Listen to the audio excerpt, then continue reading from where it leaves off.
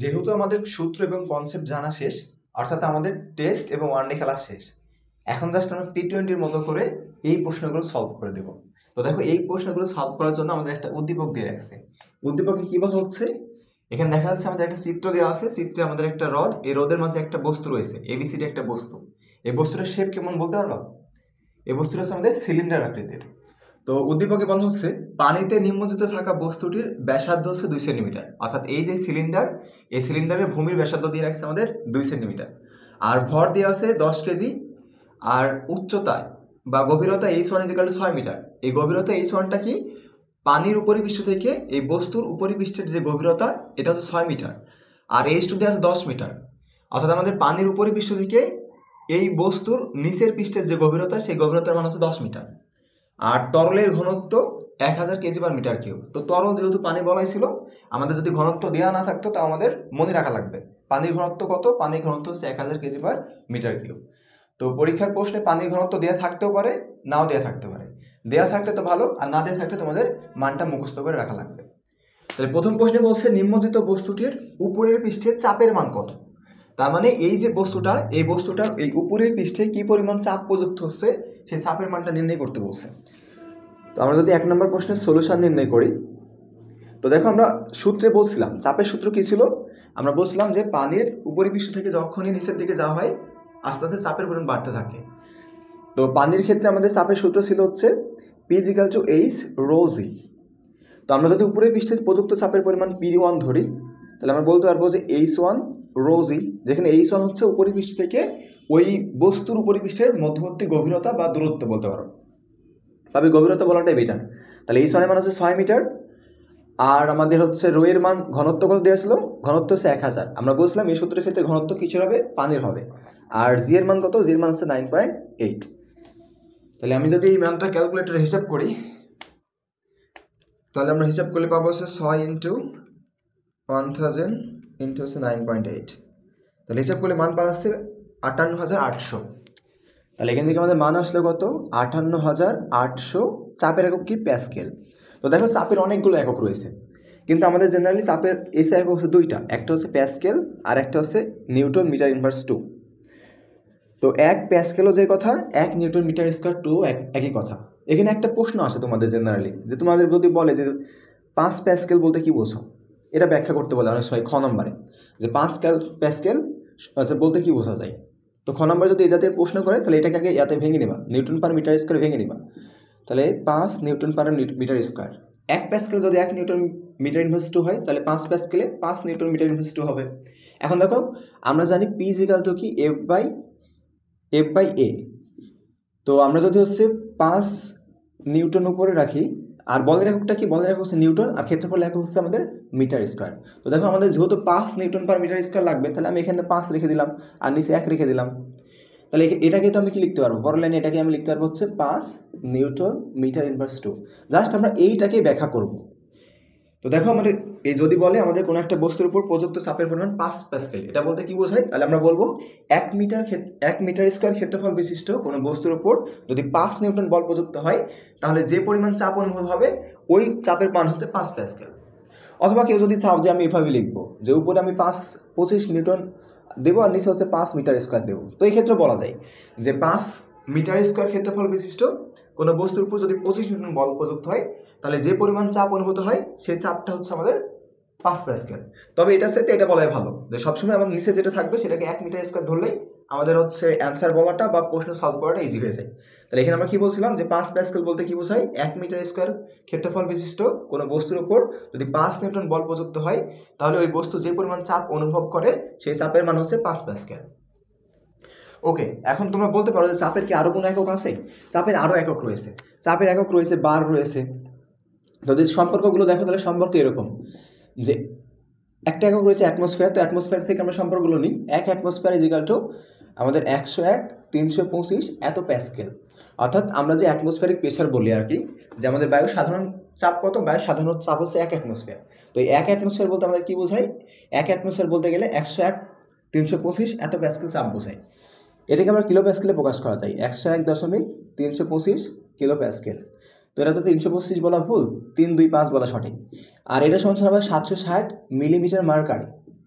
Millimetre mercury pressure, আবার 1 atmosphere সমান আবার 76 সেন্টিমিটার মার্কারি বোঝায়, আবার 0.76 মিটার মার্কারি বোঝায়, আবার 1.03 বার বোঝায়। তো চাপের একক যদি তোমাকে বলে, চাপের এই সবগুলো এককই তুমি ইউজ করতে পারো। তো আমরা কি বললাম যে জেনারেলি আমাদের প্যাসকেলটা ইউজ করা হয় আর এই নিউটন মিটার ইনভার্স টুটাই ইউজ করা হয় আর কি। তবে এই এককগুলো millimetre mercury, metre mercury, centimetre mercury, bar এইগুলো ইউজ হইতে পারে। তো যাই হোক, এগুলো মনে রাখলে তোমার জন্য সুবিধা। তবে এই সম্পর্কটা অবশ্যই মনে রাখবা যে 1 প্যাসকেল সমান সমান 1 নিউটন মিটার ইনভার্স 2, আর চাপের একক হচ্ছে প্যাসকেল। ওকে, এখন 2 নম্বর প্রশ্ন কি বলছো, নিম্নজিত বস্তুটির উপরের পৃষ্ঠে বলের মান কত? অর্থাৎ এই যে উপরের পৃষ্ঠটা বস্তুর, এই উপরের পৃষ্ঠে কতটুকু বল প্রযুক্ত হচ্ছে সেই বলের মানটা আমাদের নির্ণয় করতে বসে। তাহলে আমরা যদি 2 নম্বরটা সলিউশন করি, তাহলে বল নির্ণয় করতে বসে, তো আমরা বলছিলাম যে চাপের সাথে বলের একটা সম্পর্ক ছিল। সম্পর্ক কি? P = F/A। তাহলে F = কি হয়? F = PA হয়। আর P কে আবার যদি আমরা H ρg দিয়ে ভেঙে দিই তাহলে আমরা এটা লিখতে পারি। তাহলে F = আমরা সূত্র কি বলছিলাম? H ρg হচ্ছে A। এইচটা কি ছিল? এইচটা গভীরতা। তাহলে গভীরতা কত ছিল আমাদের? এই যে এই গভীরতা ছিল আমাদের 6 মিটার। তাহলে 6, ঘনত্ব ছিল হচ্ছে 1000, আর জি এর মান হচ্ছে 9.8। ক্ষেত্রফল কত? এখন দেখো ক্ষেত্রফল আমরা বলছিলাম এই বস্তুটা কেমন, এই বস্তুটা হচ্ছে সিলিন্ডার আকৃতি। তো সিলিন্ডার আকৃতির বস্তুর ক্ষেত্রফল কত হয়? তো সিলিন্ডার আকৃতির বস্তুর ক্ষেত্রফল, এখন ক্ষেত্রফল আমরা কোনটা নিব? এই সমগ্র বস্তু নিব, না যেখানে চাপ প্রযুক্ত হচ্ছে বা যেখানে বল প্রযুক্ত হবে সেই শুধুমাত্র সেই ক্ষেত্রফলটা নেব? অবশ্যই আমরা যেখানে বল প্রযুক্ত হচ্ছে বা যে ক্ষেত্রফলের উপর বল প্রযুক্ত হচ্ছে সেই ক্ষেত্রফলটা বিবেচনা করব। অর্থাৎ সাপোজ মনে করো আমার কাছে একটা এরকম আয়তাকার বস্তু রয়েছে, অর্থাৎ এরকম একটা বস্তু রয়েছে। এখন মনে করো আমাদের যদি বল প্রযুক্ত হয় এই পৃষ্ঠে, তাহলে আমাদের এই ক্ষেত্রফল হবে হচ্ছে শুধুমাত্র এই পৃষ্ঠের ক্ষেত্রফল, সম্পূর্ণ বস্তুর ক্ষেত্রফল কিন্তু আমি নিব না। অর্থাৎ আমি শুধু নিব এই এবি যে পাশটা, এই এবি পাশের ক্ষেত্রফল, আমি এই ABCD সম্পূর্ণ ক্ষেত্রফল অবশ্যই নেব না। তাহলে আমার চাপ প্রযুক্ত হচ্ছে বল প্রযুক্ত হচ্ছে কোন জায়গায়? বল প্রযুক্ত হচ্ছে উপরে পৃষ্ঠে। তাহলে উপরে পৃষ্ঠটা কেমন ছিল? গোলাকার ছিল। আর বৃত্তাকার ছিল। উপরের পৃষ্ঠটা ভুল বলেছি আমি, উপরের পৃষ্ঠটা হচ্ছে বৃত্তাকার ছিল। আর বৃত্তের পৃষ্ঠের ক্ষেত্রফল কত? বৃত্তের ক্ষেত্রফল হচ্ছে আমাদের πr²। তাহলে ক্ষেত্রফল হবে A = πr²। তাহলে পাই আর এর মান কত? আর এর মান দেখো না দিয়ে রাখছিল 2 সেন্টিমিটার। R = 2 centimetre. এখন দেখো সেন্টিমিটার থেকে আমাদের মিটার এককে নিতে হবে, কারণ কি আমরা জানি দৈর্ঘ্যের একক হচ্ছে আমাদের SI একক হচ্ছে মিটার। আমাদের এককের 3টা পদ্ধতি রয়েছে, একটা হচ্ছে SI, একটা হচ্ছে CGS, আর একটা হচ্ছে FPS। তো আমাদের এই SSC এবং HSC এইসব পরীক্ষার্থীর ক্ষেত্রে স্যারেরা সাজেস্ট করে যে আমাদের এককগুলো সবগুলো SI এককে নিয়ে আসতে হবে, কারণ SI এককটা হচ্ছে আন্তর্জাতিক একক, এটাই সর্বমহলে স্বীকৃত। তাহলে আমি যদি এটাকে SI নিতে চাই, মিটার নিয়ে আসা লাগবে। আর মিটার নিতে গেলে সেন্টিমিটার থেকে মিটার আসতে গেলে কী করা লাগবে? 100 দ্বারা ভাগ করতে হবে। তাহলে 2কে যদি আমি 100 দ্বারা ভাগ করি তাহলে মান কত আসবে? 0.02 মিটার। তাহলে আর এর মান পেলাম 0.02। তাহলে এখানে যদি 0.02 বসাই, এরপর স্কোয়ার করি, তাহলে এখান থেকে দেখো আমি ক্ষেত্রফলটা পেয়ে যাবো। তো আমি এখানে ক্যালকুলেশন না করে আমি সরাসরি এই মানটা এখানে নিয়ে আসলাম, একবার ক্যালকুলেশন করবো। তাহলে 0.02 এরপর স্কোয়ার। তাহলে আমরা এইচ এর মান বসাইছি, রো এর মান বসাইছি, জি এর মান বসাইছি, ক্ষেত্রফলের মান বসাই দিয়েছি। তাহলে এখন যদি আমরা সলভ করি তাহলে কত আসবে? 6 × 1000 গুণন হচ্ছে 9.8 গুণন হচ্ছে পাই, আর গুণন হচ্ছে 0.02 এরপর স্কোয়ার। এটা ক্যালকুলেশন করলে আমাদের মান আসছে 73.89। তো ক্যালকুলেশনটা তোমরা একটু চেক করো, অনেক সময় ক্যালকুলেশন ভুল হইতে পারে। 73.89। বলের একক কি? নিউটন। তাহলে আমরা কি করছি, ফার্স্টে আমাদের যে সূত্র ছিল সেই সূত্রটা বসাইছি, দেন এখানে ক্ষেত্রফলটা আমাদের লাগতো। এখন ক্ষেত্রফল দেখতে গেলে আমরা কি দেখছি যে কোন পৃষ্ঠে অ্যাকচুয়ালি আমার বলটা প্রযুক্ত হচ্ছে ওই পৃষ্ঠের ক্ষেত্রফলটা লাগবে। তাহলে উপরের ওই বৃত্তাকার পৃষ্ঠে যেহেতু বল প্রযুক্ত হচ্ছিল, তাহলে বৃত্তাকার পৃষ্ঠের ক্ষেত্রফল নির্ণয় করে আমরা ক্যালকুলেশন করে দিয়েছি, আমাদের অ্যান্সার চলে আসছে। তো এরপর 3 নম্বর প্রশ্নে কি বলছে? 3 নম্বর প্রশ্নে বলছে নিম্নলিখিত বস্তুটি নিচের পৃষ্ঠে চাপের মান কত? তাহলে দেখো প্রথম প্রশ্নে বলছিল উপরের পৃষ্ঠে, এবার বলছে আমাদের নিচের পৃষ্ঠে। তাহলে নিচের পৃষ্ঠে আমাদের বল চাপের পরিমাণ কীভাবে হিসেব করবো? আগে সূত্রটা বসাবো। P = কি ছিল? H ρg। যেহেতু নিচের পৃষ্ঠে আমরা ধরলাম P2 = H2ρg। H2 মান কত? নিচের পৃষ্ঠে ওই উপর পানির উপর পৃষ্ঠে থেকে বস্তু নিচের পৃষ্ঠের গভীরতা ছিল 10 মিটার। তাহলে 10 × 1000 × হচ্ছে 9.8। তাহলে এটা হিসাব করলে দেখবে কত আসছে? 10 দ্বারা গুণ করলে 98, 1000 দ্বারা গুণ করলে আসে 98,000। তাহলে 98,000 এত প্যাসকেল আসছে। তাহলে এটা হচ্ছে 3 নম্বর প্রশ্নের সলিউশন। 4 নম্বর প্রশ্নে কি বলছে? নিম্নলিখিত বস্তুটির নিচের পৃষ্ঠে বলের মান কত? অর্থাৎ এই যে নিচের পৃষ্ঠটা, এই পৃষ্ঠতে আমাদের যে আমরা বলছিলাম F2 পরিমাণ বল প্রযুক্ত হচ্ছে, এই F2 বলের মান আমাদের নির্ণয় করতে বলছে। তাহলে দেখো আমরা যদি F2 বলের মানটা হিসাব করি, এটা মুছে দিলাম, তাহলে সলিউশন এবার আমাদের কত আসবে? সলিউশন আসবে হচ্ছে 4। তো নিচের পৃষ্ঠে বল, তাহলে F2 ইকুয়াল টু আমাদের সূত্র কি ছিল? H2 রো জি এ। তাহলে H2 এর মান কত হবে? H2 এর মান হবে হচ্ছে আমাদের 10 মিটার, আর রো এর মান হচ্ছে, ঘনত্ব হচ্ছে 1000, জি এর মান হচ্ছে 9.8, আর এরিয়া কত থাকবে? দেখো উপরেরটাও বৃত্তাকার ছিল, এর নিচেরটাও বৃত্তাকার, আর এখানে আমাদের ক্ষেত্রফল দুই জায়গাতেই শুধু একটাই ব্যাসার্ধ দিয়ে রাখছে। একটা ব্যাসার্ধ দেওয়া থাকার দ্বারা বোঝায় কি, উপরের পৃষ্ঠের যে উপরের পৃষ্ঠটার ক্ষেত্রফল যা হবে, নিচের পৃষ্ঠটার ক্ষেত্রফল তাই হবে, বা বলতে পারো উপরের পৃষ্ঠের ব্যাসার্ধ যা হবে, নিচের পৃষ্ঠের যে বৃত্তাকার পৃষ্ঠটা রয়েছে, সেই নিচের বৃত্তাকার পৃষ্ঠের ব্যাসার্ধ সেম হবে। তাহলে আমি যদি এখানে মান বসাই, এই যে কত ছিল আমাদের সূত্র? বৃত্তের ক্ষেত্রফলের সূত্র হচ্ছে পাই আর স্কোয়ার। তাহলে পাই ইন্টু আর এর মান কত ছিল? 0.02 এরপর স্কোয়ার। তাহলে এটা যদি আমরা ক্যালকুলেট করি, তাহলে মান কত আসবে? তাহলে এখান থেকে আমাদের আসছে 98,000, আর এর সাথে গুণ করতে হবে এটা। তাহলে 98,000 গুণন হচ্ছে পাই, গুণন হচ্ছে 0.02, এটার উপর স্কোয়ার। তাহলে আমাদের মান আসছে 123.15। তাহলে এক্ষেত্রে আমাদের মান আসছে 123.15। একক কি আসবে? বলের একক নিউটন। তাহলে আমাদের প্রথম 4টা প্রশ্ন নির্ণয় করা শেষ। দেখো এই প্রশ্ন আমাদের কোনো ঝামেলাই হয় নাই, জাস্ট আমরা সূত্র বসাইছি, অ্যান্সার হয়ে গেছে। জাস্ট আমাদের এই যে কনসেপ্টগুলো, ছোটো ছোটো কনসেপ্টগুলো একটু কাজে লাগছে, যে কোন ক্ষেত্রে কোন ক্ষেত্রফলটা নেব, আর উচ্চতা গভীরতা কোনটা নেব, আর ঘনত্ব কোনটা নেব, ঘনত্ব কি বস্তুর ঘনত্ব নেব নাকি তরলের ঘনত্ব নেব। তাহলে এরপর আমাদের আসছে কি 5 নম্বর প্রশ্ন। 5 নম্বর প্রশ্নে কি বলছে? প্রমাণ করো যে বস্তুর উপরের পৃষ্ঠে প্রযুক্ত বল, বস্তুটির উপর প্রযুক্ত মোট বল ই প্লবতা। অর্থাৎ আমাদের বলছে যে বস্তুর উপর, আমরা যখন বস্তুকে পানিতে নিমজ্জিত করছি, তখন বস্তুর উপর 2টা বল প্রযুক্ত হয়েছে। এখন আমাদের বলছে যে বস্তুর উপর মোট যে বল প্রযুক্ত হয়েছে, সেই বলটাই হচ্ছে প্লবতা, এটা আমাদের দেখাইতে হবে। তো দেখো আমরা যদি দেখি বস্তুটার উপরে পৃষ্ঠে বলের মান কত ছিল, তাহলে বস্তুর উপরের পৃষ্ঠে প্রযুক্ত বল, উপরের পৃষ্ঠে প্রযুক্ত বলের মান, বা বল বলতে পারো। তো F1 ইজিক্যাল টু আমাদের কি ছিল? H1 রো জি ইন্টু হচ্ছে এ। এখন যদি আমরা বস্তুর নিচের পৃষ্ঠে বল হিসাব করি, তাহলে বস্তুর নিচের পৃষ্ঠে প্রযুক্ত বলের মান, তাহলে আমরা যদি F2 হিসাব করি, তাহলে F2 কত আসবে? H2 রো জি এ।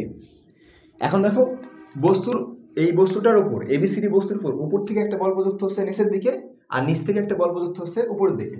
তাহলে 2টা বল যেহেতু বিপরীত দিকে, তাহলে আমাদের মোট বল কত আসবে, বা লব্ধি বল কত আসবে? তাহলে মোট বল বা লব্ধি বল যাই বলো না কেন, সেটা যদি আমরা F নট দ্বারা প্রকাশ করি, তুমি চাইলে ডেল্টা F দ্বারা প্রকাশ করতে পারো। তাহলে F নট ইজিক্যাল টু কত আসবে? F2 মাইনাস হচ্ছে F1। F2 মাইনাস F1 কেন দিলাম? কারণ H2 এর মানটা বড় ছিল। তাহলে আমরা লিখতে পারবো H2 রো জি ইন্টু এ মাইনাস হচ্ছে H1 রো জি ইন্টু এ। তাহলে এখান থেকে দেখো তো আমাদের রো জি এটা কমন যায়, তাহলে রো জি এ যদি আমরা কমন নিই, তাহলে আমাদের থাকে হচ্ছে H2 মাইনাস H1। এখন দেখো এই H2 থেকে যদি আমি H1 বিয়োগ করি, তাহলে কি থাকে? H2টা ছিল হচ্ছে আমাদের ওই উপরের পৃষ্ঠ থেকে, পানির উপরের পৃষ্ঠ থেকে বস্তুর নিচের পৃষ্ঠের মধ্যবর্তী গভীরতা, আর H1টা ছিল পানির উপরের পৃষ্ঠ থেকে বস্তুর উপরের পৃষ্ঠের গভীরতা আর কি। তাহলে আমি যদি এই নিচের পৃষ্ঠের গভীরতা থেকে উপরের পৃষ্ঠের গভীরতা বিয়োগ করে দিই, তাহলে দেখো বস্তুর উচ্চতাটা পাওয়া যাবে। অর্থাৎ আমি এক্ষেত্রে বলতে পারি যে বস্তুর উচ্চতা H is equal two H2 minus H1। তাহলে এখানে আসবে হচ্ছে রো জি এ ইন্টু এইচ। তাহলে এটা আমরা পেলাম কি?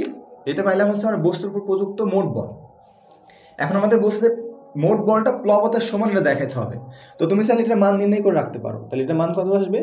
রো এর মান হচ্ছে 1000, জি এর মান 9.8, ক্ষেত্রফল কত ছিল? পাই ইন্টু আর স্কোয়ার, আর এর মান কত ছিল? 0.02 এরপর স্কোয়ার, আর এইচ কত হবে? তাহলে এইচ এর মান আমরা হিসাব করেছিলাম যে H2 মাইনাস হচ্ছে H1, H2 এর মান হচ্ছে 10 ছিল, আর H1 এর মান 6 ছিল, তাহলে আসবে কত? 4 মিটার। তাহলে এখানে বসে দিলাম 4। তাহলে আমরা যদি এটা ক্যালকুলেট করি, তাহলে মান কত আসবে? 9800 ইন্টু হচ্ছে 4 ইন্টু হচ্ছে পাই ইন্টু হচ্ছে 0.02 উপর স্কোয়ার, 0.02 এটার উপর হোল স্কোয়ার। তাহলে এটা ক্যালকুলেট করলে আমাদের মান আসছে 49.26। তাহলে এটা মান পাওয়া যাচ্ছে 39.26 আর বলের হোক কি নিউটন। তাহলে বস্তুর উপর প্রযুক্ত মোট বল হচ্ছে এটা। এখন যদি আমরা প্লবতা হিসাব করি তাহলে প্লবতার মান কত আসবে, বা প্লবতার ক্ষেত্রে আমরা প্লবতা কীভাবে নির্ণয় করবো? তো দেখো আমরা প্লবতা কিন্তু সূত্র জানি। তো প্লবতার সূত্র কী ছিল? তো আমরা জানি প্লবতা, তোমরা এভাবে লিখে নিও যে আমরা জানি প্লবতা B is equal to V rho g. এই ভি এর পরিচয় কী ছিল? ভি এর পরিচয় হচ্ছে যে যতটুকু বস্তুর পানিতে নিমজ্জিত থাকবে। তো যেহেতু বস্তুর সমগ্র বস্তুটাই পানিতে আমার নিমজ্জিত রয়েছে, তাহলে সমগ্র বস্তুর আয়তনটা আমার নেওয়া লাগবে। তাহলে সিলিন্ডার আকৃতির বস্তুর আয়তন কত হয়? তো দেখো সিলিন্ডার আকৃতির বস্তুর আয়তন এভাবে নির্ণয় করতে হবে, V is equal to pi r square into 6। তাহলে পায়ের মান তো আমাদের জানা 3.1416, আর এর মান কত 0.02 এর উপর হোল স্কোয়ার, আর এইচ এর মান কত? এইচ এর মান আমরা কিছুক্ষণ আগে বের করছিলাম 4 মিটার। তাহলে এটা ক্যালকুলেশন করলে আমাদের মান কত আসে? তাহলে আমরা যদি হিসাব করি 4 ইন্টু পাই ইন্টু 0.02 এটার উপর হোল স্কোয়ার, তাহলে ক্যালকুলেট করলে আমাদের মান আসছে 5.026 গুণন 10^3। তাহলে এটার মান আসছে 5.026 গুণন 10^3। আয়তনের একক কি? আয়তনের একক হয়ে যাচ্ছে আমাদের মিটার কিউব। আয়তনের একক কিন্তু আমাদের লিটারও হইতে পারে, মিলিলিটার হইতে পারে, আবার মিটার কিউব হইতে পারে। তো এসআই একক যেহেতু আমরা ইউজ করছি, আয়তনের এসআই একক হচ্ছে আমাদের মিটার কিউব। তাহলে দেখো আমার ভি এর মান পেয়ে গেছি, তাহলে ভি এর মান এখন বসাই দেবো। তাহলে ভি এর মান আমরা কত পেলাম? 5.026 গুণন হচ্ছে 10^3। আর ঘনত্ব কত ছিল? 1000। আর জি এর মান কত ছিল? 9.8। তাহলে যদি এই মানগুলো হিসাব করা যায় মান কত আসবে? তাহলে হিসাব করলে আমাদের মান আসবে হচ্ছে অ্যান্সার গুণন 9800, হিসাব করলে আসছে 49.26। তাহলে দেখো এই ক্ষেত্রে আমাদের যে মানটা আসছে সেই মানটা সেম, এটা মুছে দিলাম। তাহলে এটা মান আসছে আমাদের 49.26। এত প্লাবতার একক কি? প্লাবতা যেহেতু এক ধরনের বল, কোন বল? ঊর্ধ্বমুখী প্রযুক্ত বল। তাহলে এটার মান আসছে 49.26।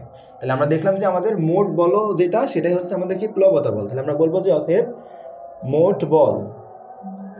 মোট প্রযুক্ত বল, বা বলতে পারো বস্তুর উপর মোট প্রযুক্ত বল সমান সমান হচ্ছে আমাদের প্লাবতা। প্রমাণিত। তাহলে আমরা এইভাবে প্রথমে বস্তুর উপর প্রযুক্ত মোট বল হিসাব করবো, দেন প্লবতা বল দেখানোর পর আমরা বলবো যে মোট প্রযুক্ত বল ইকুয়াল হচ্ছে প্লবতা। আর যদি আমাদের ডাটা না দেওয়া থাকে তাহলে এই পর্যন্ত মনে করো আমরা ক্যালকুলেশন রেখে দেবো, অর্থাৎ এই যে এখানে যে আমরা মোট বল এফ নট ইজিক্যাল টু এই রো জি এ ইন্টু এইচ পাইছিলাম, এই পর্যন্ত ক্যালকুলেশন রেখে দেবো। দেন প্লবতা সমান এটা বলে দেবো। বলে দেওয়ার পর আমরা বলবো যেহেতু প্লবতা আর মোট বল সমান, সুতরাং আমাদের বস্তুর উপর মোট প্রযুক্ত বল ইজিক্যাল টু প্লবতা প্রমাণিত।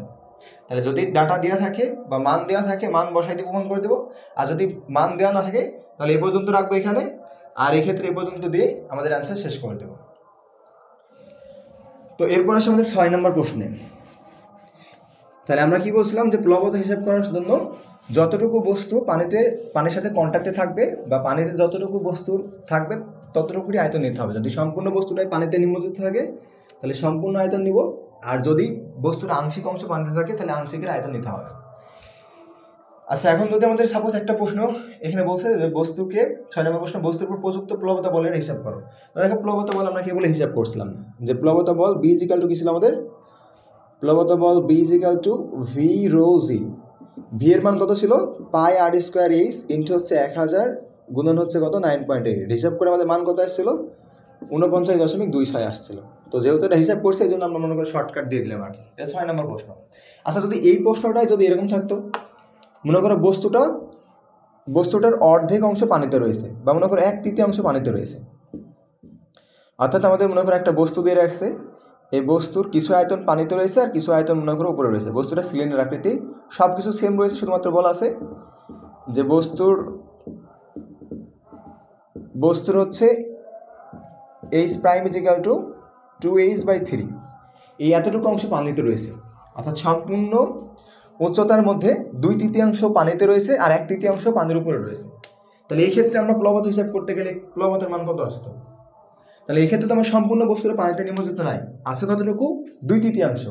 তাহলে আমার ক্যালকুলেশনের সময় অবশ্যই 2/3 নিতে হবে। তাহলে আমরা হিসাব করতাম যে প্লবতা বল B is equal to V rho g, যেখানে ভি এর মান হচ্ছে কত? Pi r square h prime. H prime কেন দিলাম? কারণ সম্পূর্ণ বস্তু যেহেতু পানিতে নিমজ্জিত নাই, ইন্টু হচ্ছে আমাদের রো, ইন্টু হচ্ছে জি। তাহলে মান যদি বসাইতাম পাই, আর এর মান ছিল 0.02, এর উপর স্কোয়ার, আর এইচ এর কাছে আমি বসাইতাম 2h বাই হচ্ছে 3। তাহলে 2h এর মান কত ছিল?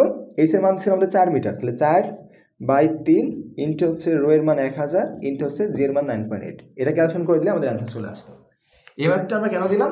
জাস্ট বোঝানোর জন্য যে বস্তু যতটুকু পানির সাথে কন্ট্যাক্টে থাকবে, অর্থাৎ যতটুকু অংশ বস্তু পানিতে ডুবে থাকবে, ওই অংশটুকু শুধুমাত্র আমাদের প্লবতা হিসাবে সময় আসবে, যেটুকু পানিতে নাই ওইটা আমাদের হিসাবে আসবে না। তাহলে এবার আমরা 7 নম্বর প্রশ্নে আসি। 7 নম্বর প্রশ্নে কি বলছে? বস্তুটিকে পানিতে নিমজ্জিত করায় বস্তুটির হারানো ওজন হিসাব করো। তাহলে পানিতে যখন নিমজ্জিত করা হয়েছে, নিমজ্জিত করলে আমরা কি জানি যে কোনো একটা বস্তুকে তরলে নিমজ্জিত করলে তার কিছুটা ওজন হারায়। তো ওটাই বলছে আমাদের পানিতে নিমজ্জিত করলে কতটুকু ওজন হারাবে, সেই হারানো ওজনটা হিসাব করতে বলছে। তো দেখো আমরা কিন্তু এরকম একটা লাইন লিখছিলাম যে বস্তুর তরলে, বা আমরা সিম্পলভাবে বলতে পারি তরলে নিমজ্জিত বস্তুর হারানো ওজন, তরলে নিমজ্জিত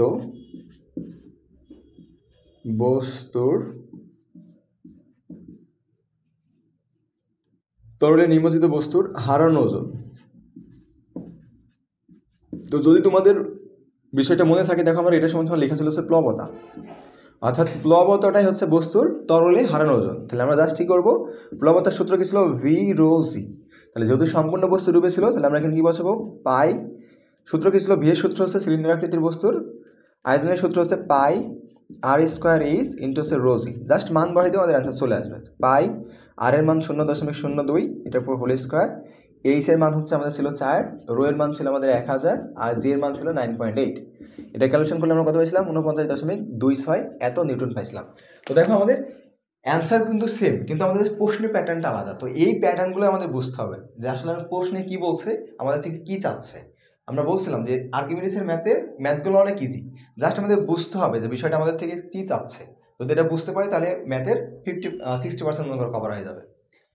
আচ্ছা, এরপর 8 নম্বর প্রশ্নে আসি, বস্তুটির পানিতে ওজন হিসাব করো। তো দেখো এটা আমাদের ওই কনসেপচুয়াল প্রশ্নই যে পানিতে ওজন আমরা কীভাবে হিসাব করতাম। তাহলে আমাদের এবার বলা হচ্ছে বস্তুর পানিতে ওজন হিসাব করো। তো আমরা দেখো এই লাইনটা আমাদের লেখা ছিল যে বস্তুর তরলে ওজন বা পানিতে ওজন। তো আমরা তরল কথাটাই লিখি সবসময়, কারণ পারে না হইতে পারে। তাহলে বস্তুর তরলে ওজন। তো তরলে ওজনটা আমরা কীভাবে নির্ণয় করতাম? তরলে ওজনটা নির্ণয় করতাম বস্তুর ওজন থেকে।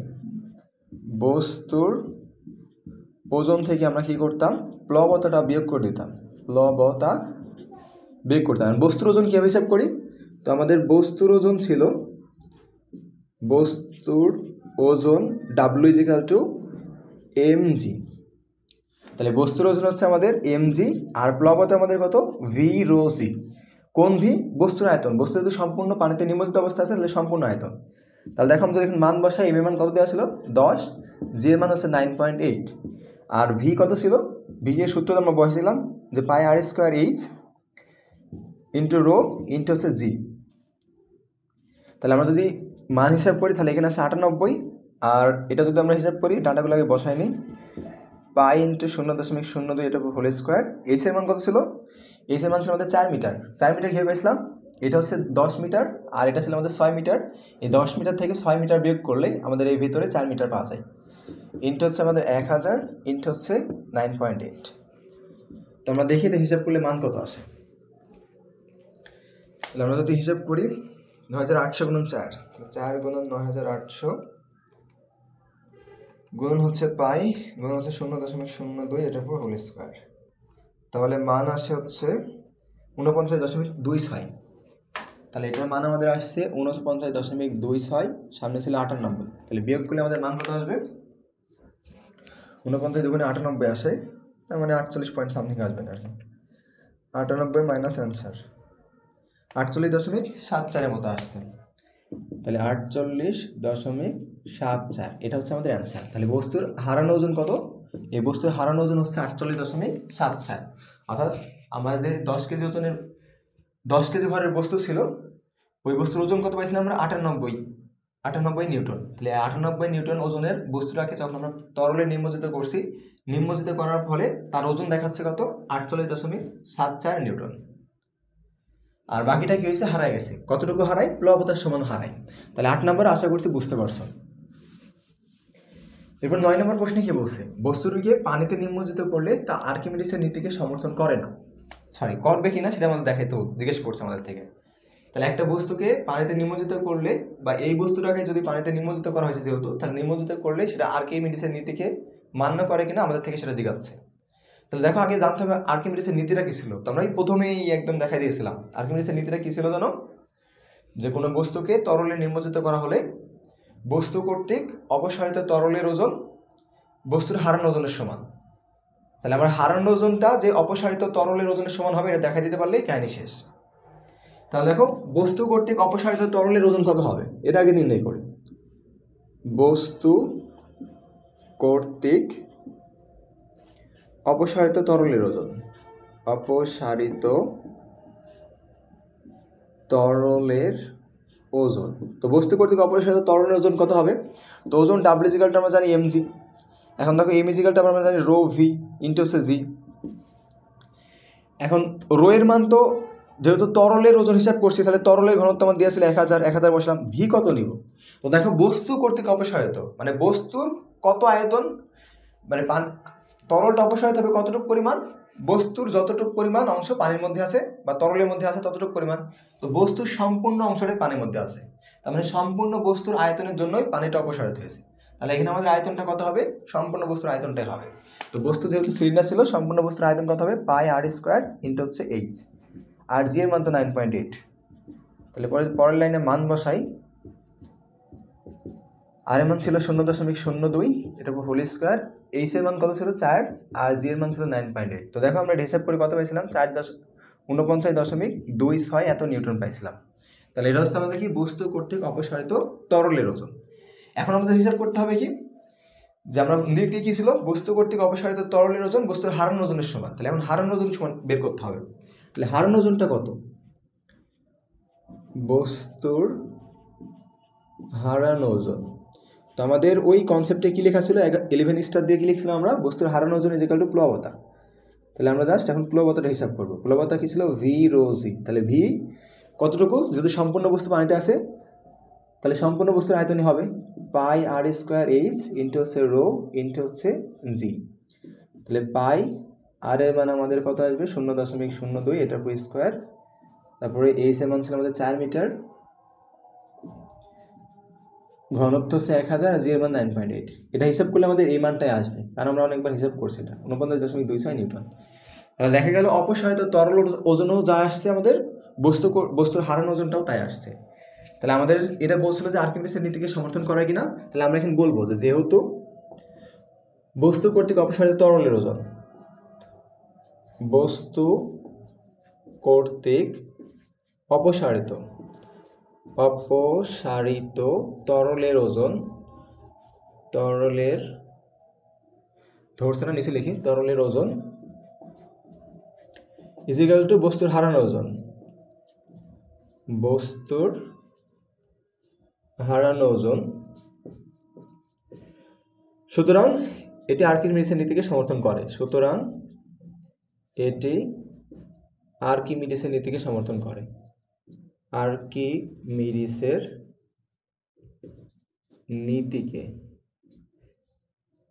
নীতিকে সমর্থন করে। যদিও নিচের জন্য লেখা খারাপ হলো, কথাটা বুঝতে পারলে হচ্ছে। আমরা কি বললাম? যে বস্তু কর্তৃক অপসারিত তরলের ওজন বস্তুর হারানো ওজনের সমান হয়, এটি আর্কিমিডিসের নীতিকে সমর্থন করে। তাহলে এটা ছিল আমাদের 8 নম্বর প্রশ্ন। সরি, এটা 8 নম্বর ছিল না, 9 নম্বর প্রশ্ন ছিল। আমরা তো দাগ নাম্বার চেঞ্জ করে নাই। তাহলে এটা আমাদের 9 নম্বর প্রশ্ন ছিল। এবার 10 নম্বর প্রশ্ন কি বলছে? বস্তুটির সাথে কত আয়তনের অপর একটা 800 কেজি বা মিটার কিউব ঘনত্বের একটি কাঠ যুক্ত করা হলে তার নিমজ্জিত অবস্থায় ভাসবে। তো দেখো, এই 10 নম্বর প্রশ্ন করার আগে আমরা একটা সেম প্রশ্ন এক্সট্রা একটা ম্যাথ সলভ করবো আর কি। আমাদের 10 নম্বর প্রশ্ন বলছে যে আমাদের যে বস্তুটা ছিল এরকম একটা বলছে, মনে করো এটা আমাদের বস্তু ছিল, এই বস্তুর সাথে অপর একটা বস্তু জোড়া লাগাইতে বলছে। এটা যদি এ বস্তু হয় আর একটা বস্তু বি ধরতে বলছে, এখন এই এ বস্তুর সাথে বি আর একটা বস্তু নিতে বলছে, নেওয়ার পর বলছে যে দ্বিতীয় যে বস্তুটা সেই বস্তুর আয়তন কত হবে যাতে জোড়া লাগানোর পর দুইটা বস্তুই নিমজ্জিত অবস্থায় ভাসবে। তো এটা আমাদের সলভ করতে হবে। তো আমরা বলছি কি যে এই ম্যাথটা সলভ করার আগে আমরা এক্সট্রা একটা ম্যাথ করব। তো এক্সট্রা ম্যাথটা কি? তো এক্সট্রা ম্যাথটাকে উঠাই। এক্সট্রা ম্যাথ হচ্ছে আমাদের বললো এই বস্তুটার উদ্দীপকের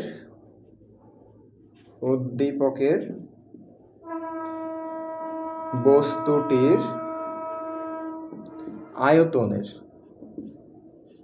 আয়তনের কিরূপ পরিবর্তন করলে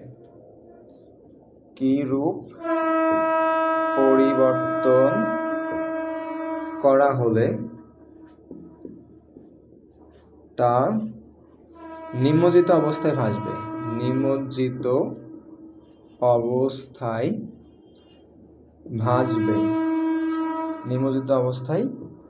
এটা আমাদের মনে করো সলভ করতে বলা হবে যে বস্তুর আয়তনের কিরূপ পরিবর্তন করা হলে বস্তুটা নিমজ্জিত অবস্থায় ভাসবে। আমরা আপাতত এটার দিকে মনোযোগ দেব না, আমরা এটার দিকে দেখি। আমাদের প্রশ্নে বলা হচ্ছে এই বস্তুটার আয়তনের কিরূপ পরিবর্তন করতে হবে যাতে ওই বস্তুটা পানিতে নিমজ্জিত অবস্থায় ভাসে। নিমজ্জিত অবস্থায় ভাসা মানে কি, আমাদের যে বস্তুটা ছিল ওই বস্তুটা সম্পূর্ণ অংশে পানিতে ডুবে থাকবে, শুধুমাত্র উপরের অংশটা পানির উপরে পৃষ্ঠের সাথে সংযুক্ত থাকবে, এরকম থাকবে বিষয়টা। এর আমাদের বস্তু সম্পূর্ণ আয়তন পানিতে রয়েছে, শুধুমাত্র এই যে উপরের অংশটা আমাদের পানির উপরে সারফেসের সাথে লেগে আছে, মানে কোনো রকম মানে ডুবো অবস্থা হয়ে আছে আর কি। তো এটা হচ্ছে আমাদের সম্পূর্ণ নিমজ্জিত অবস্থায় ভাষা বোঝায়। তো দেখো এই কন্ডিশনটা কখন হবে, যদি বস্তুর ওজনটা বেশি হইতো, যদি প্লবতার সাথে বস্তুর ওজন বেশি হইতো, প্লবতা কি করে বস্তুটাকে উপরের দিকে উঠে রাখতে চায়, মানে ভাসিয়ে রাখতে চায়। আর বস্তুর ওজন কি করতে চায়, নিচের দিকে পড়তে চায় অভিকর্ষ বলের কারণে, পৃথিবীর টানের কারণে সে পৃথিবীর কেন্দ্রের দিকে বা নিচের দিকে পড়তে চায়। তাহলে ওজন চাই বস্তুটাকে নিচের দিকে নামানোর জন্য, আর প্লবতা চাই উপরের দিকে ভাসিয়ে রাখার জন্য। তো যদি আমার মনে করো যে কন্ডিশন এরকম হতো যে বস্তুর ওজন প্লবতার সাথে বেশি, যে বস্তুর ওজন গ্রেটার দেন কি প্লবতা, তাহলে কি হতো, বস্তুটা ডুবে যাইতো। আর যদি এরকম হতো যে প্লবতাটাই বস্তুর ওজনের সাথে বেশি, তাহলে এক্ষেত্রে কী হবে, এক্ষেত্রে বস্তুটা ভাসতে থাকতো আর কি, এক্ষেত্রে ভাসবে। আর যদি এরকম হয় যে প্লবতা আর বস্তুর ওজন সমান, অর্থাৎ যদি এই কন্ডিশন হয় যে প্লবতা ইজিক্যাল হচ্ছে বস্তুর ওজন, তাহলে কী হবে, ওই বস্তুটা নিমজ্জিত অবস্থায় ভাসবে। বা বলতে পারো এটা সাবমেরিনের একটা কন্ডিশন। সাবমেরিন মনে করা হচ্ছে কী হয়, সাবমেরিনের আয়তনটা পরিবর্তন করে এমনভাবে রাখা হয় যেটা প্লবতার সমান হয়ে যায়, অর্থাৎ ওই সাবমেরিনগুলোর যে ওজনটা রয়েছে সেই ওজনটা আর সাবমেরিনের উপর প্রযুক্ত প্লবতরা সমান থাকে। তো সমান থাকার কারণে সাবমেরিন যে জায়গায় রাখা হয় সেই জায়গায় কিন্তু থেকে যায়, সাবমেরিন কিন্তু পানির নিচে থাকে। তো ওখানে এই কন্ডিশনটা মনে করে অ্যাপ্লাই করা হয় আর কি। তাহলে আমরা কি বললাম যে নিমজ্জিত অবস্থায় ভাসা বলুক আর সাবমেরিনকে পানির নিচে রাখা বলুক, দুইটা কন্ডিশনে কি হবে, প্লবতা সমান সমান বস্তুর ওজন হবে। অর্থাৎ যদি এরকম আমরা বস্তুর আয়তনে পরিবর্তন করে এরকম কন্ডিশন নিয়ে আসতে পারি যে বস্তুর উপর প্রযুক্ত ঊর্ধ্বমুখী বলটা বস্তুর ওজনের সমান, তো ঊর্ধ্বমুখী বলটা কী ছিল, প্লবতা ছিল, অর্থাৎ বস্তুর প্লবতা যদি ওজনের সমান হয় তাহলে সেই কন্ডিশনে বস্তুগুলো কী হবে, নিমজ্জিত অবস্থায় ভাসবে। তাহলেই আমরা যেহেতু কন্ডিশন পেয়ে গেছি, তাহলে আমরা বলবো যে বস্তুটা নিমজ্জিত অবস্থায় ভাসবে যখন বস্তুটি তরলে, এটা কিন্তু আমাদের সলিউশন শুরু হচ্ছে, বস্তুটি তরলে নিমজ্জিত অবস্থায় ভাসবে, নিমজ্জিত অবস্থায় ভাসবে যখন এই কন্ডিশনটা হবে যে বস্তুর এই বস্তুর উপর প্রযুক্ত প্লবতা বলটা তার ওজনের সমান হবে।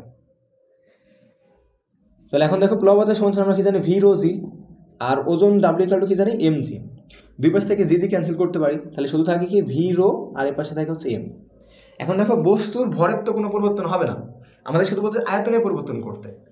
তাহলে আমরা ভর সেম রাখলাম, আয়তনের মানে আমরা মনে করো ভি প্রাইম রেখে দিলাম, যে আয়তন কীরূপ পরিবর্তন করা লাগবে আমরা তো জানি না, সেজন্য আয়তনটাকে ধরে নিলাম হচ্ছে, আয়তনটাকে আমরা মনে করো ভি বিবেচনা করলাম, ভি প্রাইম বিবেচনা করার প্রয়োজনে ভি রেখে দিলাম। আর ঘনত্ব কত হবে, ঘনত্ব আমাদের যা ছিল তাই। এই প্লবতার ক্ষেত্রে ঘনত্ব কিসের আসবে, বস্তুর আসবে নাকি হচ্ছে তরলের আসবে, প্লবতা নির্ণয়ের ক্ষেত্রে অবশ্যই ঘনত্ব তরলের আসবে। তাহলে এটা সমান কত ছিল, বস্তুর ভর ছিল, বস্তুর ভর কত দিয়েছিলাম আমাদের 10 কেজি। তাহলে এখন দেখো আমাদের এখান থেকে ভি এর মান কত আসে, ভি এর মান আসে হচ্ছে 10/1000। এটা ক্যালকুলেশন করলে কত আসবে, 100 কাটে 0.01। আয়তন একক কি, মিটার কিউব। তাহলে দেখো ফাইনালি আমরা কি পাচ্ছি, যে অতএব ভি ইজ ইকুয়াল টু যদি 0.01 মিটার কিউব হয়, তাহলে বস্তুর আয়তন যদি এটা হয় 0.01 মিটার কিউব হয়, তাহলে বস্তুটা নিম্নজিত অবস্থায় ভাসবে। তো আমাদের বলছিল যে আয়তনের কিরূপ পরিবর্তন করা লাগবে। তো যেহেতু পরিবর্তন হচ্ছে, তাহলে আমরা ডেল্টা ভি নির্ণয় করে দেবো। তাহলে delta V is equal two, এখন দেখো আগে বস্তুর আয়তন কত ছিল, আগে বস্তুর আয়তন আমরা নির্ণয় করছিলাম। তো আমরা এখানে নির্ণয় করি বস্তুর আয়তনটা। বস্তুর আয়তন কত ছিল, V is equal to pi r square H. তো পাই ইন্টু আর এর মান ছিল আমাদের 0.02, এটার উপর হোল স্কোয়ার, আর এইচ এর মান কত ছিল যেন 4। এটা হিসাব করলে আমাদের কত আসে, তাহলে আমাদের আসে 5 ইন্টু 4 ইন্টু 0.02 এর উপর স্কোয়ার। তো হিসাব করলে মান আসে 5.0265 গুণন 10/3, 5.0265 গুণন 10/3। তো এটাকে দেখো আমরা এভাবে লিখতে পারি 0.00502। তো এখানে তুমি চাইলে 503 লিখতে পারো আর কি। তো এটা ছিল বস্তুর আগের আয়তন, আর এখন আয়তন করা লাগবে কত, 0.01। তাহলে আমার আয়তনের পরিবর্তন করা লাগবে, তাহলে 0.01 থেকে আমরা 0.00503 এটা বিয়োগ করে দেবো। তাহলে বিয়োগ করলে মান কত আসবে, 0.01 মাইনাস হচ্ছে 0.00503, বিয়োগ করলে মান আসবে হচ্ছে 4.97 গুণন 10/5। তাহলে আমাদের আসবে হচ্ছে 0.0049, এটা দেখলাম নাকি 497। তাহলে আমরা যদি এটাকে দশমিকে নিই, হ্যাঁ 0.004987 আসে। তাহলে এটা হচ্ছে এখন মিটার কিউব। তাহলে আগে বস্তুর আয়তন ছিল হচ্ছে এটা, কিন্তু বস্তুটাকে সম্পূর্ণ নিম্নজিত অবস্থায় ভাসাতে হলে আয়তন লাগবে হচ্ছে এটা। তাহলে আমরা যদি আয়তনের পরিবর্তন হিসাব করি, তাহলে আমাদের বস্তুর বর্তমান আয়তন থেকে পূর্বের আয়তন বিয়োগ করলে আমাদের এই ডেল্টা যে ভিড় আসবে সেটা হচ্ছে এতটুকু পরিবর্তন করা লাগবে। তাহলে এতটুকু যদি আয়তন কী করা লাগবে, যোগ করা লাগবে, কারণ আগেরটা ছোট ছিল এখন একটা বড় আসছে। তাহলে এতটুকু যদি আমরা আগের আয়তনের সাথে যদি এতটুকু আয়তন যোগ করি, বা বলতে পারি আগের আয়তনটা পরিবর্তন করে যদি এই আয়তনটা নিয়ে আসি, অর্থাৎ 0.01 মিটার কিউব পড়ি, তাহলে কি হবে, বস্তুটা নিম্নজিত অবস্থায় ভাসবে। এখন এই যে এই আয়তনে আসতে হলে আমার কতটুকু পরিবর্তন করা লাগবে, এই এতটুকু পরিবর্তন করা লাগবে। তাহলে আমাদের এই পরিবর্তনটাই চাইছিল, তাহলে পরিবর্তনটা আমরা এখানে দেখা দিয়েছি। এখন দেখো এই প্রশ্ন যেহেতু আমরা এখন নির্ণয় করছি, তাহলে আমাদের এই 10 নম্বর প্রশ্নটা আমাদের বুঝতে এখন বেশি ইজি হবে। আগের চাইতে এই ম্যাথটা না করলে আমাদের যতটা কঠিন লাগতো এই ম্যাথটা করার ফলে আমাদের ম্যাথটা অনেক ইজি লাগবে 10 নম্বরটা। তাহলে আমরা এখন আসি সলিউশন 10। তাহলে আমাদের কি বলছিল, যে আমাদের এই একটা বস্তু আগের থেকে ছিল, এই বস্তুর সাথে আমাদের 800 কেজি/মিটার কিউব ঘনত্বের নতুন একটা বস্তু সংযুক্ত করতে বলছে। এখন সংযোগ করার ফলে কি হবে, বস্তুটা নিম্নজিত অবস্থায় ভাসবে। তাহলে আমাদের নতুন একটা বস্তু, যে বস্তুর ঘনত্ব হচ্ছে 800 কেজি/মিটার কিউব, এমন আয়তনের একটা বস্তু নিতে হবে এই 800 কেজি/মিটার কিউব ঘনত্ব বিশিষ্ট, যাতে এই পূর্বের বস্তুর সাথে যুক্ত করলে, পূর্বের বস্তুটা ডুবেছিল, বাট এখন যদি আমরা পূর্বের বস্তুর সাথে যুক্ত করি, তাহলে সেটা কি হবে, ভেসে উঠবে আর কি, বা ভেসে উঠবে বলতে গেলে নিম্নজিত অবস্থায় ভাসবে। তাহলে আমরা নিম্নজিত অবস্থায় ভাসার শর্ত কী ছিল, তাহলে আমরা বলবো যে বস্তু নিম্নজিত অবস্থায়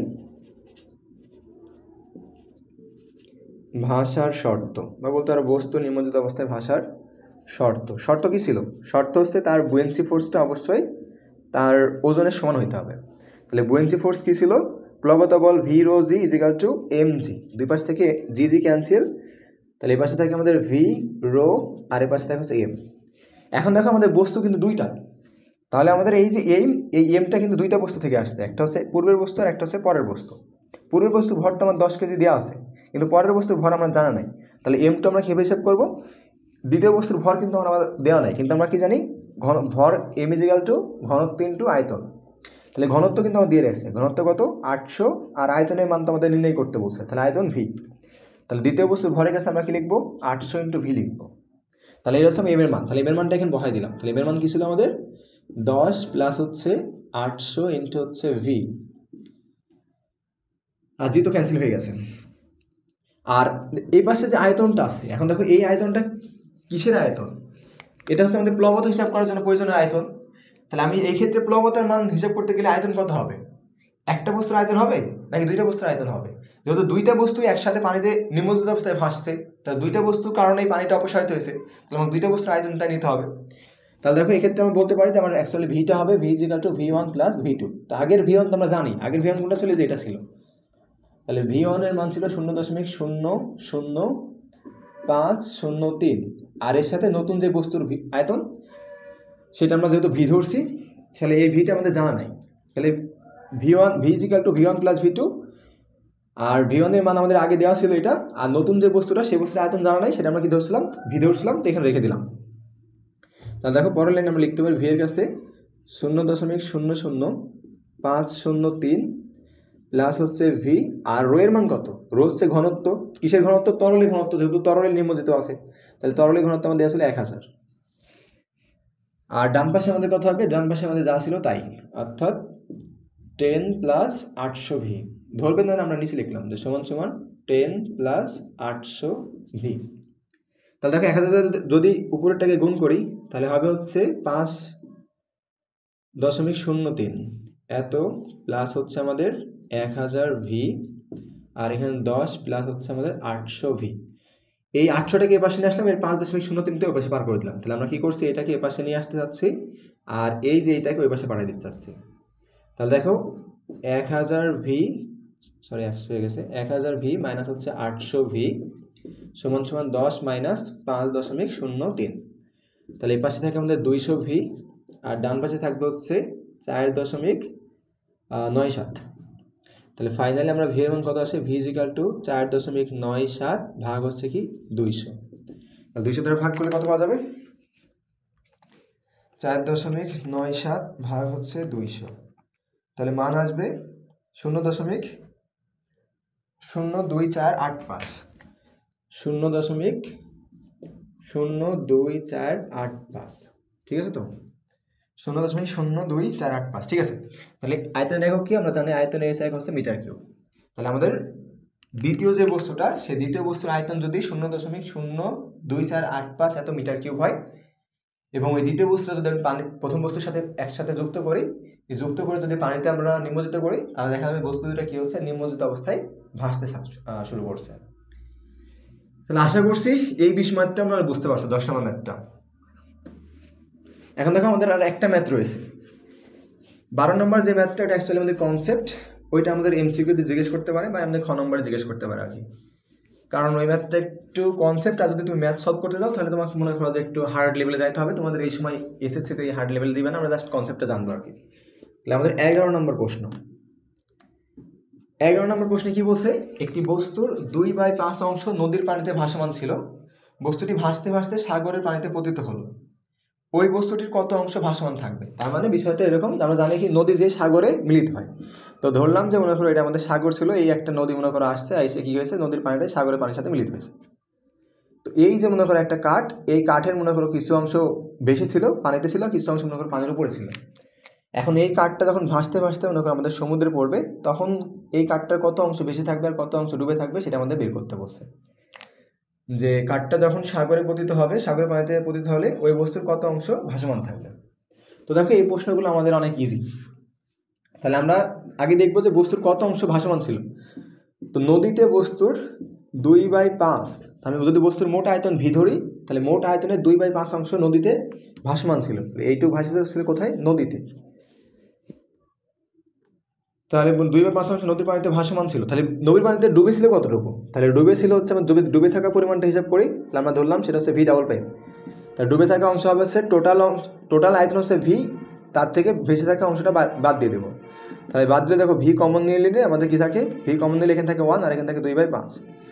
তাহলে আমাদের 3/5 অংশ হচ্ছে, এটা ক্যালকুলেশন করলে আমাদের কত আসে, 3/5 আসে, 3/5, আর সাথে কী ছিল, ভি গুণ অবস্থায় ছিল।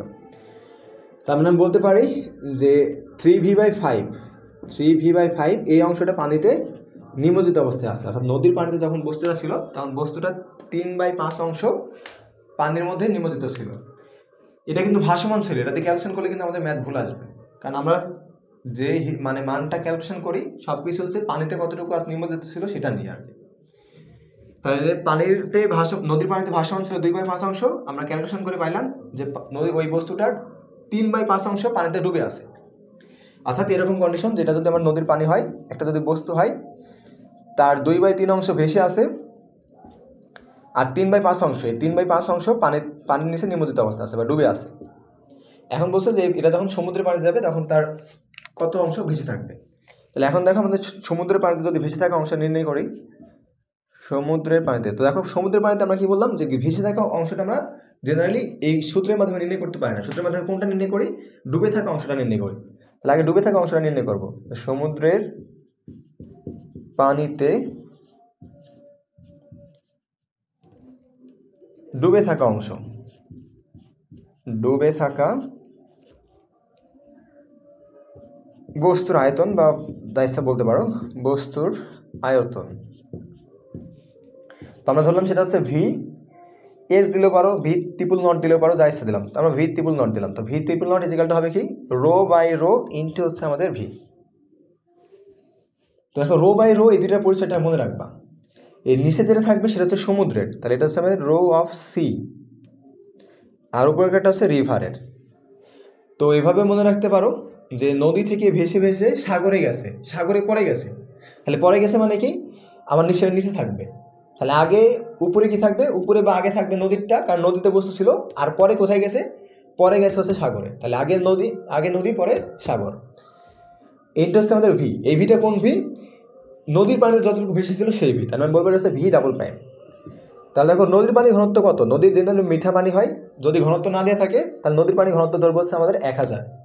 আর সমুদ্রের পানির ঘনত্ব তোমাকে বলে দিবে, যেহেতু আমাদের ম্যাথে কি বলে দেওয়া ছিল, যেহেতু ম্যাথে বলে দেওয়া ছিল না, তাহলে আমরা ধরলাম যে সমুদ্রের পানির ঘনত্ব হচ্ছে 1060। যদি বলে না দেওয়া থাকে তাহলে 1060 নিয়ে তুমি ক্যালকুলেশন করতে পারো। তবে সাইডে অবশ্যই বলে দেওয়া লাগবে যে ধরি নদীর পানির ঘনত্ব 1000 আর সমুদ্রের পানির ঘনত্ব হচ্ছে 1060। আর দেখো ভি টুর মান কত ছিল? ভি ডাবল প্রাইমের মান ছিল হচ্ছে 3v/5। তো ভি এর মতন রেখে দিবা, তুমি শুধুমাত্র 3/ভিটাকে ক্যালকুলেশন নেবা। তাহলে দেখো এটা পরের লাইনে এবার লিখতে পারি 1000 বাই হচ্ছে 1060 গুণন হচ্ছে 3 উপরে, নিচে হচ্ছে 5 আর সাথে হচ্ছে ভি। তাহলে ক্যালকুলেশন করলে মান কত আসে? 5 দুগুণে 2, 5 দুগুণে 10, তাহলে 600 বাই হচ্ছে 1060, 600 বাই 1060 মান আসে হচ্ছে 50/53, অর্থাৎ 0.566 ভি।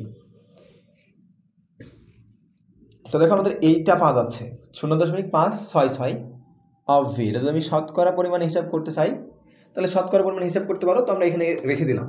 এখন দেখো এই অংশটা পানিতে ডুবে আছে, কিন্তু আমাদের চাইছিল যে বস্তুটি ভাসতে ভাসতে সাগরে পানিতে পতিত হলে ওই বস্তুর কত অংশ ভাসমান থাকবে। তাহলে ভাসমান অংশ কীভাবে হিসাব করবো? তাহলে বস্তুটির সমুদ্রের পানিতে ভাসমান অংশ, বস্তুটির সমুদ্রের পানিতে ভাসমান অংশ। তাহলে ভাসমান অংশ কীভাবে হিসাব করবো? মোট আয়তন থেকে ডুবে থাকা অংশ আয়তন বিয়োগ করে দেবো 0.566 ভি। তাহলে ভি যদি আমরা পরের লাইনে কমন নিই তাহলে এখানে থাকে হচ্ছে 1 আর এখানে থাকে 0.566। তাহলে 56, এদিকে থাকবেন হচ্ছে আমাদের কত? 44। তাহলে হবে 43.0.434 এটা আসবে আর কি, 434। আর আমাদের মান থাকবে হচ্ছে, ঠিক করেছি তো ক্যালকুলেশন? আমরা একটু দেখে নিই আর কি, ভুল হইতে পারে। 1 মাইনাস হচ্ছে 0.566, তাহলে আমাদের আসে 0.434। ঠিক আছে, তাহলে এত ইন্টু ভি। এখন যদি আমি শতকরা পরিমাণ হিসেব করতে চাই তাহলে এই যে মানটা আসছে তুমি 100 দ্বারা গুণ করবা, 100 দ্বারা গুণ করলে শতকরা চলে আসবে। তাহলে 53 100 দ্বারা গুণ করলে এটা কত আসবে? 43.4 আসবে। এত পার্সেন্ট অফ ভি। তাহলে শতকরা দিলে আমাদের অবশ্যই পার্সেন্টেজ চিহ্নটা দিতে হবে। তাহলে এটা দ্বারা বোঝায় মোট আয়তনের 43.4 অংশ বেশি আছে। তাহলে দেখো এই ম্যাথটা আমরা নির্ণয় করলাম। ফার্স্টে কি করছি? নদীতে ভেসে থাকা পরিমাণটা দেওয়া ছিল, সেখান থেকে ডুবে থাকা পরিমাণটা নির্ণয় করছি। এবার এই ডুবে থাকা পরিমাণ নিয়ে আমরা সমুদ্রের পানিতে কতটুকু অংশ ডুবে আছে সেটা হিসাব করছি। আমাদের যেহেতু ভাষার পরিমাণটা চাইছে, তাহলে এবার মোট আয়তন থেকে ডুবে থাকা আয়তন বিয়োগ করে দিয়েছি, তাহলে আমরা ভাষা আয়তনটা পেয়ে গেছি। এখন পাওয়ার পর আমরা কি করছি? শতকরা নেওয়ার জন্য 100 দ্বারা গুণ করে পার্সেন্টেজ চিহ্ন দিয়ে দিয়েছি। তাহলে আমাদের শতকরা 43.4 অংশ বেশি আছে। এখন দেখো এই অংশটা সঠিক হয়েছে না ভুল হয়েছে এটা বুঝবো কীভাবে? তো দেখো আমাদের কত অংশ বেশি ছিল আগে? 2/5 অংশ। তো 2কে যদি আমরা 5 দ্বারা ভাগ করি তাহলে কত আসে? 2কে 5 দ্বারা ভাগ করলে 0.4 আসে। 0.4কে যদি 100 দ্বারা গুণ করি তাহলে আমাদের মান আছে 40। তাহলে নদীর পানিতে 40% বেশি ছিল, আর এই সমুদ্রের পানিতে কতটুকু বেশি আছে? 43.4% বেশি আছে। তাহলে দেখো নদীর পানি থেকে বেশি থাকার পরিমাণের চাইতে সমুদ্রের পানিতে বেশি থাকার পরিমাণটা বেশি। তার মানে আমাদের ম্যাথটা সঠিক হয়েছে। কারণ কি, নদীর পানির চাইতে সমুদ্রের পানির ঘনত্ব বেশি, আর যেখানে ঘনত্ব বেশি হবে সেখানে বস্তুর উপর প্লবতা বলটা, ঊর্ধ্বমুখী প্লবতা বলটা বেশি হবে, আর ঊর্ধ্বমুখী প্লবতা বলটা বেশি হওয়ার কারণে বস্তুটা বেশি পরিমাণ বেশি থাকবে। তাহলে যেহেতু আমাদের নদীর পানির বেশি থাকার পরিমাণ চাইতে সমুদ্রের পানির বেশি থাকার পরিমাণটা বেশি, সুতরাং আমাদের ম্যাথটা সঠিক। ওকে, এবার আসছে আমাদের 12 নম্বর। আর আরেকটা শর্ট টিক্স মনে রাখতে পারো, যে সাপোজ একটা বস্তুকে তুমি পানিতে নিমজ্জিত, মানে পানিতে রেখে দিলা, ওই যে বস্তুকে রেখে দিচ্ছ সেই বস্তুর ঘনত্ব মনে করো ρ1, বা আচ্ছা ধরলাম ρ1, আর যে তুমি তরলে নিমজ্জিত করছো সেই তরলের ঘনত্ব হচ্ছে ρ2। এখন তুমি যদি এই ρ1 ঘনত্ব বিশিষ্ট বস্তুকে, তাহলে এটা কিসের ছিল? বস্তুর, আর এটা কিসের ছিল? তরলের। তাহলে ρ1 ঘনত্ব বিশিষ্ট বস্তুকে যদি তুমি এই ρ2 ঘনত্ব বিশিষ্ট তরলে নিমজ্জিত করো, বস্তুটা ভাসবে নাকি ডুববে?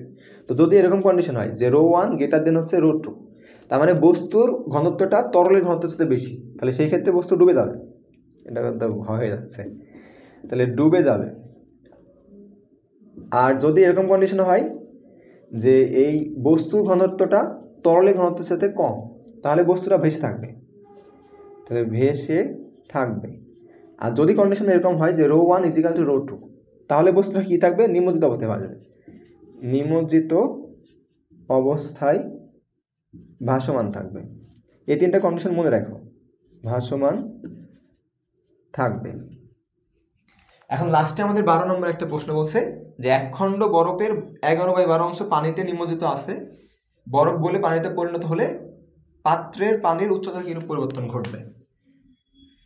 তাহলে এখানে আমরা কন্ডিশনটা মনে রাখতে চাই, বললাম যে অনেক ক্ষেত্রে ম্যাথে জিজ্ঞেস করে যে বস্তু বেশি থাকবে কিনা, ওই ক্ষেত্রে ঘনত্ব দেওয়া থাকে, তাহলে ঘনত্ব দেওয়া থাকলে তুমি এভাবে চেক করতে পারো আর কি। এবার 12 নম্বর প্রশ্ন আমাদের কি বলছে, যে আমার কাছে এক খণ্ড বরফ ছিল, এই বরফটাকে যখন আমরা পানিতে দিয়েছি, তো আমরা ধরলাম এই যে আমাদের সেই বরফের খণ্ড, আমরা যখন এই বরফটাকে পানিতে নিমজ্জিত করছি, তখন এই বরফের 11/12 অংশ ডুবে আছে, ঠিক না? 11/12 অংশ পানিতে নিমজ্জিত আছে। হ্যাঁ, 11/12 অংশ মানে টোটাল 12 অংশ বিবেচনা করলে তার 12 ভাগের মধ্যে 11 ভাগই ডুবে আছে, আর 1 ভাগ শুধু 12 ভাগের 1 ভাগ শুধু ভেসে আছে। তা এখন আমাদের বলছে যে যদি বরফটা গলে যায়, এই বরফটা যদি গলে যায় তাহলে পানির উচ্চতা কি সেম থাকবে নাকি পরিবর্তন হবে, সেটা নির্ণয় করতে বলছে। তো দেখো এই ক্ষেত্রে আমরা যদি শর্টকাট অ্যান্সার দিই যে বরফটা গলে গেলে পানির উচ্চতা বাড়বে না কমবে, তো এখানে অ্যান্সার হচ্ছে পানির উচ্চতা কোনো পরিবর্তন ঘটবে না। এখন যদি বলতে চাও যে কেন ঘটবে না, বা যদি খ নম্বরের জন্য সলভ করতে চাই, তো দেখো আমাদের বরফের আয়তন সমান ভরের, অর্থাৎ মনে করো আমার কাছে যদি 10 কেজি ভরের একটা বরফ থাকে, এই বরফের 10 কেজি ভরের বরফের যদি আয়তন হয় সাপোজ মনে করো 12 লিটার, তাহলে 10 কেজি ভরের বরফের মানে পানির আয়তন, 10 কেজি ভরের পানির আয়তন দেখবা যে হচ্ছে পাওয়া যাচ্ছে এরকম 11 লিটারের মতো। আমরা কি বললাম, আমার কাছে যদি 10 কেজি ভরের একটা বরফ থাকে, সেই বরফটা যদি পানিতে পরিণত হয়, তাহলে পানিতে পরিণত হলে তার আয়তন কত হবে? তার আয়তন যদি হয় 11 লিটার, যখন বরফ অবস্থায় ছিল, এই আইস অবস্থায় ছিল, তখন তার আয়তন কত হবে? 12 লিটার হবে। তার মানে একটা বিষয় আমরা দেখলাম যে একই পরিমাণ বরফ যদি বরফ অবস্থায় থাকে তাহলে তার আয়তনটা বেশি হয়, আর পানি অবস্থায় থাকলে আয়তনটা কম হয়। তো দেখো এই বরফটাকে যখন আমি পানিতে নিমজ্জিত করছি, তখন এই 11/12 অংশ পানিতে নিমজ্জিত অবস্থায় রয়েছে, তো ওই নিমজ্জিত অংশটা কি করে? পানিকে অপসারণ করে। তাহলে অপসারণ করার ফলে পানির দেখো লেভেলটা এই জায়গায় আছে, তাহলে পানির লেভেলটা এখন যে জায়গায় আছে, বরফটা গলার পরে আমরা কি বলছি? লেভেলটা ওই জায়গাতে থাকবে। কেন থাকবে? কারণ দেখো বরফটা যখন গলে যায়, যদিও এই বরফটার আয়তন বেশি ছিল, এই বরফটার সাপোজ মনে করো আয়তন 12 লিটার ছিল, কিন্তু যখন গলে যাবে তখন কি হবে? আয়তন কমে 11 লিটার হয়ে যাবে। তার মানে তোমাদের মনে হইতে পারে যে ওই যে উপরে যে অংশটা ছিল, মানে এই যে এই অংশটুকু যেহেতু পানির উপরে আছে, এটা গলে গেলে পানির উচ্চতা একটু লেভেল বেড়ে যাওয়ার কথা ছিল, বাট যখন এই বরফটা আইস থেকে পানিতে পরিণত হবে তখন তার কী হবে? আয়তন কমে যাবে। তাহলে আয়তন কমে যাওয়ার ফলে কী হবে? আয়তন কমে দেখা যাবে এমন হবে যে ওই যে লেভেলটা পানি যতটুকু উচ্চতায় উঠেছিল ওই উচ্চতাটাই মেনটেন করবে।